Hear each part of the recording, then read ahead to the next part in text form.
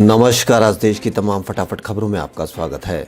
उत्तर प्रदेश की योगी सरकार ने डॉक्टरों के लिए बड़ा फैसला लिया है। अब से राज्य में डॉक्टरों को डिग्री के बाद 10 साल सरकारी नौकरी करनी होगी और यदि उन्होंने इसे बीच में ही छोड़ा तो 1 करोड़ रुपए का जुर्माना लगेगा।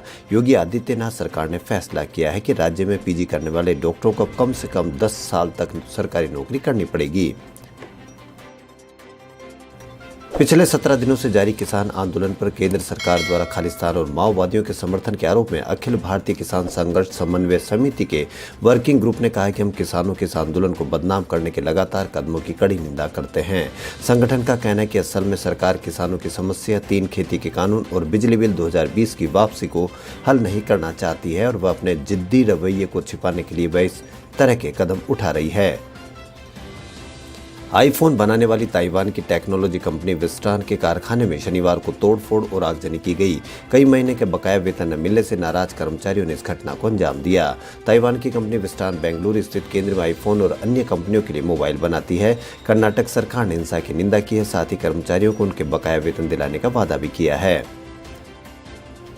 देश में कोरोना वायरस के कुल मामले 98 लाख के पार हो गए। कोरोना को काबू में रखने के लिए सरकार लोगों से मास्क और कोविड प्रोटोकॉल का पालन करने का लगातार आग्रह कर रही है। देश में एक समय मास्क और पीपी किट की किल्लत भी देखने को मिली थी। केंद्रीय कपड़ा मंत्री स्मृति ईरानी ने वीडियो कॉन्फ्रेंसिंग के जरिए आत्मनिर्भर भारत पर एक कार्यक्रम को संबोधित करते हुए कहा कि भारत ने न सिर्फ 7 महीनों में 6 करोड़ से ज्यादा पीपी किट और 15 करोड़ N95 मास्क का उत्पादन किया है।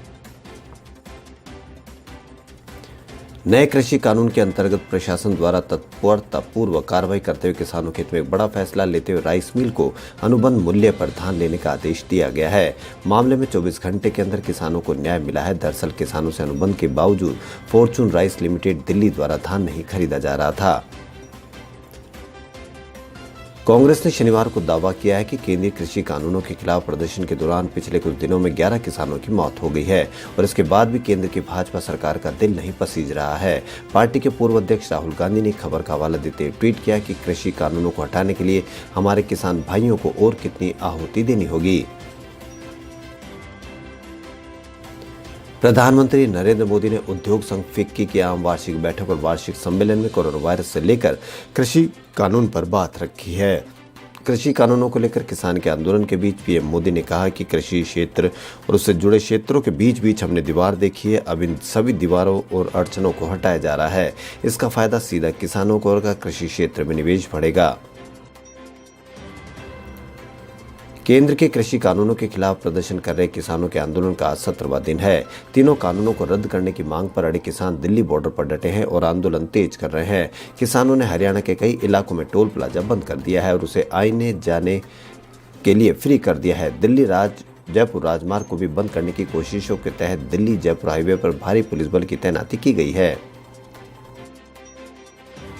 पूर्व वित्त मंत्री पी चिदंबरम के बेटे कार्ति चिदंबरम और कार्ति की पत्नी को अदालत से राहत मिल गई है। मद्रास उच्च न्यायालय पूर्व वित्त मंत्री पी चिदंबरम के बेटे कार्ति चिदंबरम और कार्ति की पत्नी के खिलाफ आयकर विभाग द्वारा शुरू की गई कार्रवाई को खारिज कर दिया है। चेन्नई के पास एक संपत्ति की बिक्री के बाद कथित रूप से करीब 7 करोड़ रुपए नकद प्राप्ति का खुलासा नहीं करने के मामले में यह कार्रवाई शुरू की गई थी। केंद्र सरकार ने सुप्रीम कोर्ट में स्पष्ट रूप से कहा है कि वह देशवासियों को परिवार नियोजन के लिए मजबूर करने और बच्चों की संख्या निश्चित करने के लिए किसी तरह की जोर जबरदस्ती के खिलाफ है। ऐसा करने से जनसांख्यिकीय विकृतियां पैदा होगी। इस मामले में दाखिल याचिका के जवाब में दाखिल हलफनामे में केंद्रीय स्वास्थ्य मंत्रालय ने कहा कि देश में परिवार कल्याण कार्यक्रम स्वच्छता से किया जाता है। देश के कई हिस्सों में मौसम के मिजाज में बदलाव देखने को मिल रहा है। उत्तर के पहाड़ी राज्यों में बर्फबारी और मैदानी इलाकों में बारिश ने ठंड बढ़ा दी है। राष्ट्रीय राजधानी दिल्ली में शनिवार सुबह हुई बारिश ने ठंड बढ़ने के संकेत दे दिए हैं। वहीं जम्मू कश्मीर, हिमाचल और उत्तराखंड में हो रही बर्फबारी ने कई रास्तों को अवरुद्ध कर दिया है। राजस्थान की वसुंधरा सरकार में मंत्री रहे भाजपा के पूर्व वरिष्ठ नेता घनश्याम तिवाड़ी की आज घर वापसी हो गई है। भाजपा मुख्यालय पर दोपहर 12 बजे भाजपा प्रदेशाध्यक्ष सतीश पूनिया ने उन्हें भाजपा की सदस्यता दिलाई। घनश्याम तिवाड़ी का 19 दिसंबर को जन्मदिन है। ऐसे में भाजपा में उनकी वापसी को उनके लिए एक गिफ्ट के तौर पर देखा जा रहा है। पुणे महानगर पालिका क्षेत्र में आने वाले स्कूल अब 3 जनवरी तक बंद ही रहेंगे। पालिका ने स्कूल खोले जाने के फैसले को फिलहाल स्थगित कर दिया है। बता दें कि कई राज्यों में स्कूलों को 31 दिसंबर के बाद खोले जाने की बात कही गई थी। ईरान के चाबहार बंदरगाह के संयुक्त उपयोग पर भारत, ईरान और उज्बेकिस्तान के बीच पहली त्रिपक्षीय कार्य समूह की बैठक 14 दिसंबर को आयोजित की जाएगी। विदेश मंत्रालय ने इसकी जानकारी दी है।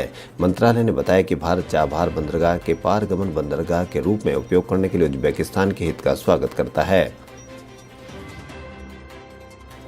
अजय देवगन ने अपनी अपकमिंग मूवी मैदान की नई रिलीज डेट का ऐलान किया है। उन्होंने सोशल मीडिया के जरिए बताया कि अब यह मूवी अगले साल रिलीज होगी। इसके साथ ही अभिनेता ने फिल्म का नया पोस्टर भी शेयर किया है। इससे पहले मैदान देश की आज़ादी के जश्न से 2 दिन पहले 31 अगस्त 2021 को रिलीज होने वाली थी।